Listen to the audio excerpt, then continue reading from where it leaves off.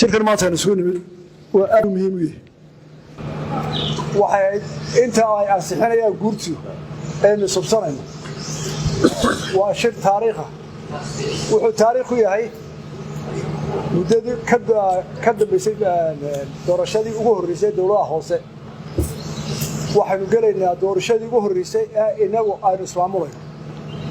tala ahaan iyo dhaqaale ahaan marka cadow badanna waynu leedahay oo xagaldaacin u baahan marka waa arrin taariikhi ah mas'uuliyadduna waxay saaran tahay intiina halkaa fadhida sidaynu u shaqaynaynaa waxay ku xiran tahay sharci yaqaanada inuu joogaana waa sharcigaa lagu heshiiyey waxaanu idinku yeedhay marka hore inaynu isxasuusino ka ballanno isla fahamno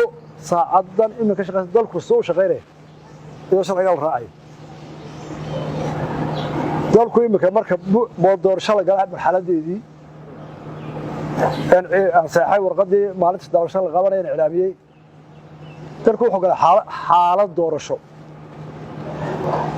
sharcigu wuxuu inoo sheegayaa maalinta qofka mas-uulka ah ee doonaya inuu doorashada galo uu liiska keeno ka shaqo dawlado haya wuxuu doonaya ka hayee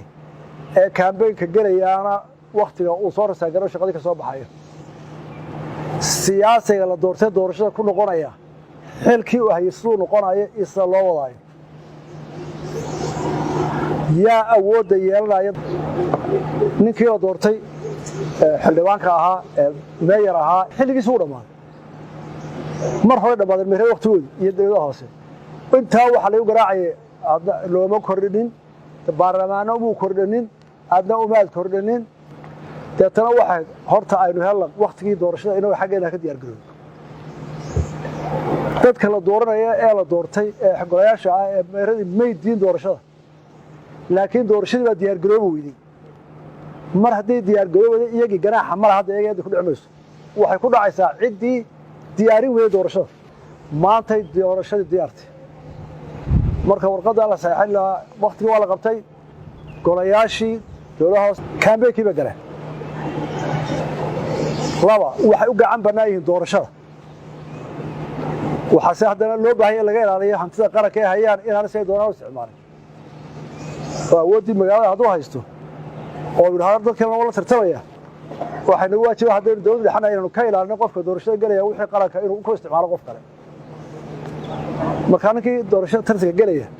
ama madaxweyne ha ahaado ama meeyar ha ahaado ama baarlamaan ha ahaado mar hadduu doorashada gelaayo wuxuu la silmayaa walaaladiisa uu doorashada la gelayo isagoo aakhiradiisa adduunka suray inuu ilaaliyo kiiska madaxda ka sakhraysana inay ku ilaaliso qodobadaasaynu u baahna inuu isla fahmo waxaa intaa inoo dheer dalka meelaha qaarkood dhibaatooyin gaara u jira oo u baahan in aad looga wada taxadiro mas-uuliyadda koowaad mar haddii kala guri gelaayo dawladda dhexay saaranta marka waxaa la rabaa dawladdii dhexe inay awooddii ninka murashaxana aanay ku xadgudbin marka waxa weye ninkii murashaxa ahaa baarlamaankii hadduu yahay iyo hadduu yahay dawladihii hoose labada qodob tartamayaba laba xaq baa lagu leeyahy isaga in xaqiisi la ilaaliyo isaguna ninkii baawar hayey awood hayana inuu awooddii qaranka marka uu murashax yahay oo ula sinaado kuwa kale dawladda dhaxaa laga rabaa inay taa ku ilaaliso gobollada waxaa ka wakiila barasaabada xilka u weyn barasaabadu fuulaya habsamo socodka doorashooyinka maadaama ay golihii deegaanka ku jiraan doorasho barasaabku wuxuu noqonayaa markaa guddiga ninka u madaxdaa inuu executive inuu arrinta fuliyo oo uu dadkii kale ilaaliyo oo wixii gardaran qabto oo kii la gardarayna u heliyo barasaabku waxaa looga baahan yahay inuu ku ilaaliyo in siyaasaddii commissionku wada doorashada ahayd la raaco qofka mas-uuliyaddaasi ay saaranta waa isaga ee qaranka uga wakiil isagay hoos yimaadaan booliiskii iyo ciidamadii isagoo raacaya tilmaamaha naag guddiga commissionku iyagaa hogaaminaya doorashada isagoo raacaya meyrada sharaxan ee xilka badahaya iyo xogayaha dawladaha hoose oo dawladda dhexe matala iyagaa ka mas-uula intay joogaan ee saxiixooda socdo hantida qaranka waxaase la ogaanaya oo keer badan siinaya barasaabka iyo hanti dhowraha waa inay ilaaliyaan marka waxa loo baahan yahay ninkii hadduu dadaali waayo tiisu jeeta in laga qabto maanta fursad waxaa hadda joogtaa آخرين إنه طلع كان بين كرجال حرجنا كجار إن بدل ما تقولنا كل عيوننا أودي يقول لي حياة كقوس السبع يعني أودي يقول لي حياة وين هذا الرجال وهذا شرحنا ما يروى تاسو حويان وبرسك عصور القليل من كوس عنا ما سكر شرع الرعي نامحون غنيه ليت كان لجيني كراسة لجيني كوميشنك وقت بلاد لكن deegaanada haday ka indhabeelaan shuruucda ku qoran dhammaanteen xil baan iga saaray war sharcigan jaamacad meey hanti mareey waxa shuruudo badan baa lagu qoray deegaanka sharaxay waxaana loogu sharaxay deegaanka hadhow xukumayaan bay dan u tahay haddaad u qariso iska dhaaf Soomaaliland gurigaaga way dubaysaa farasaab kura maanta waa awoodda koobaad ee gobolka waxa ugu horeeya oo budligeeda arinta oo dambigeeda la xisaabta xisbiga gobolka jooga ayaa koob ka ah inuu ku ilaaliyo qofka sharciga ah hadduu xisbiga qaldamo waa bilaadan laakiin mas'uuliyadda wala komishanka qaranka markay soo gaadho in la iska lagu horiyo maxaa qolka ugu dheeraanaya haddaynu sharciga hirgelino